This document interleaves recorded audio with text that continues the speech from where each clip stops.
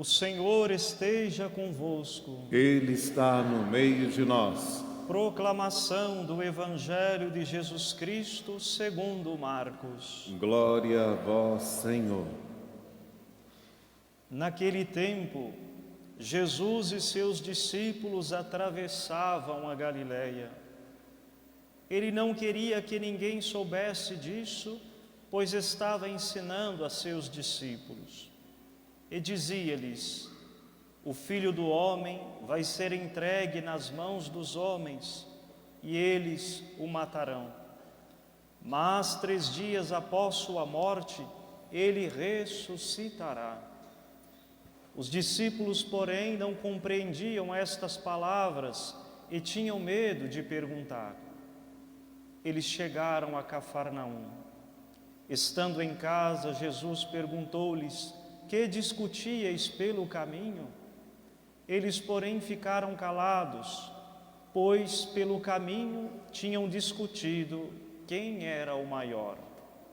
Jesus sentou-se, chamou os 12 e lhes disse: se alguém quiser ser o primeiro, que seja o último de todos e aquele que serve a todos.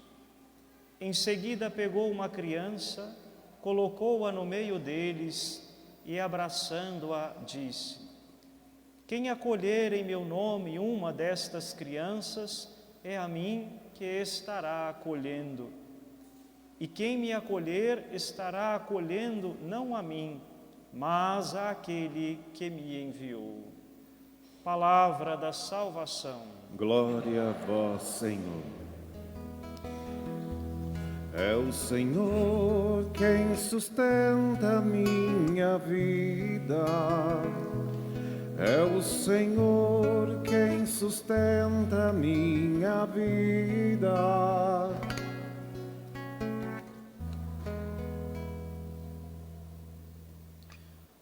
O grande místico da Igreja, que foi gestado no carisma carmelitano, São João da Cruz, fala-nos da noite escura da alma e da vida, ou das noites escuras pelas quais tantos de nós experienciamos na nossa existência. Há noites que se traduzem em dias que se estendem por semanas, semanas até por meses, em que nos encontramos tantas vezes desolados diante das dificuldades que se nos apresentam diante de nós. Há noites em que o nosso coração se mantém inquieto, porque, agitado pelas ondas de inúmeras preocupações, queremos garantir que o dia seguinte seja um dia um pouco mais em paz.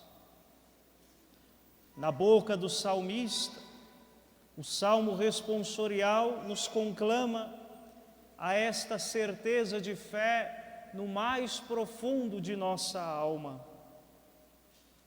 É o Senhor quem sustenta a minha vida. A tão ilustre, tão querida Santa Madre Teresa de Calcutá, durante um longo período de sua existência, viveu uma profunda aridez espiritual. Perguntava a ela, ao ver diante dos seus olhos tanto sofrimento, tantas crianças morrendo, doentes ou de fome, tanta maldade no mundo, onde está Deus, que eu não o sinto mais? Onde está Deus, que eu não o experimento mais? Mais adiante, ela percebe que Deus estava com ela e a sustentava em seus braços e a carregava em seu colo e sofria junto com aqueles que sofriam. Então entendeu que Deus o Deus de Abraão, de Isaque e de Jacó, o Deus que assumiu a nossa condição humana em Jesus, nosso Senhor, é Emanuel, Deus conosco e não distante de nós. Nos atenhamos à segunda leitura da Santa Missa de hoje. Tiago nos impele a refletirmos qual é a origem das brigas e das contendas no meio de nós. De onde nos vem o julgamento? De onde nos vêm as brigas e toda sorte de desordens que habitam no nosso coração humano, senão justamente das humanas paixões? Quando nós nos afastamos da graça de Deus, perdemos o dom do discernimento daquilo que agrada a Deus, daquilo que é essencial na nossa vida.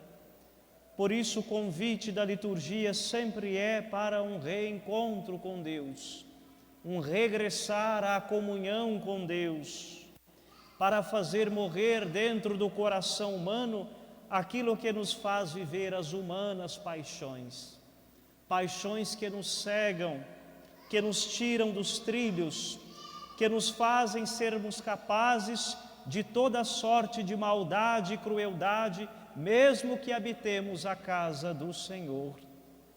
Podemos nos perguntar: o fato de estarmos aqui hoje faz de nós plenamente bons, plenamente justos, plenamente retos? No meio de nós cristãos, no meio de nós católicos, não há ainda tanta divisão, tanta confusão, tanta briga, tanta discórdia, tanta maldade? Qual é a origem disso tudo, senão quando nós nos deixamos levar pelas humanas paixões? No Evangelho de hoje, Jesus faz, como sempre faz, a travessia, atravessam a Galileia.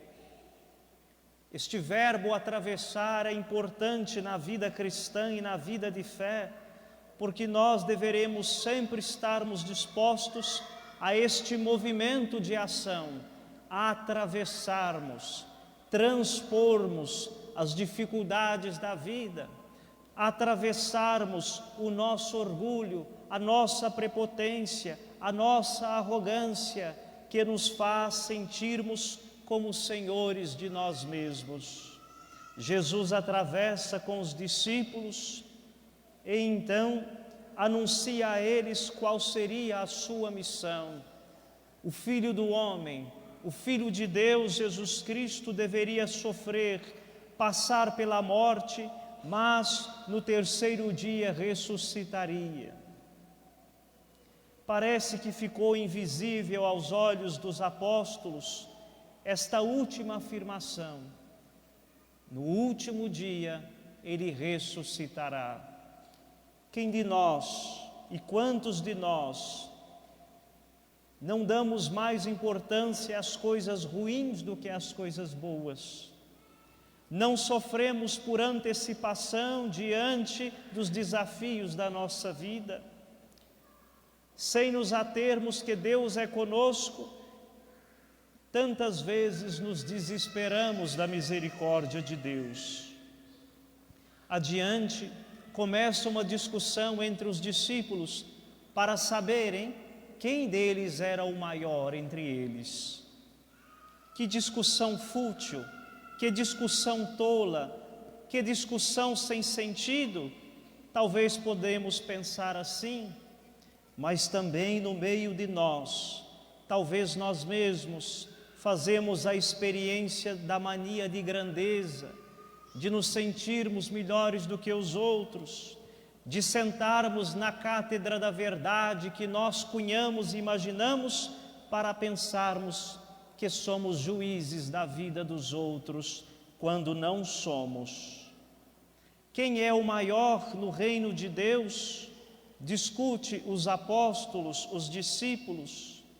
Quantas vezes somos tomados por vaidades que rouba de nós a simplicidade e a paz, Quantas vezes queremos nos cercar daqueles que podem evidenciar a nossa imagem e a nossa presença.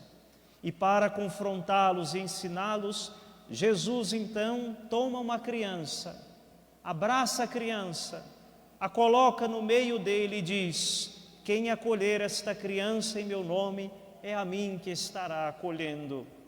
No tempo de Jesus, tanto as crianças quanto mulheres, órfãos e viúvas eram quase que invisíveis aos olhos da sociedade.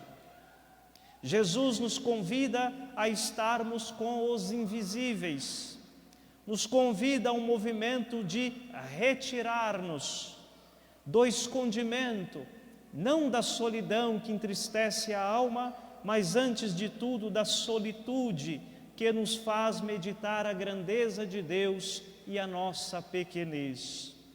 Quem acolher esta criança em meu nome, ou noutra passagem, quem não tiver o coração como o de uma criança, puro, inocente, que não tem mania de grandeza, que não tem necessidade de se autoafirmar, de se aparecer, sobretudo na autopropagação da imagem que vivemos em pleno século XXI, quem acolhe uma criança ou quem vive com um coração simples e puro de criança se aproxima quanto mais da graça de Deus. A liturgia deste domingo, deste final de semana, nos convida a este movimento. A solidão espiritual, a solitude que nos faz sermos humildes, que faz frear em nós as humanas paixões desenfreadas, tortas, que causam ao nosso coração tantos desequilíbrios. Que o Senhor nos ajude, nos abençoe, para que possamos ser simples, puros, humildes, como o coração de uma criança. Amém.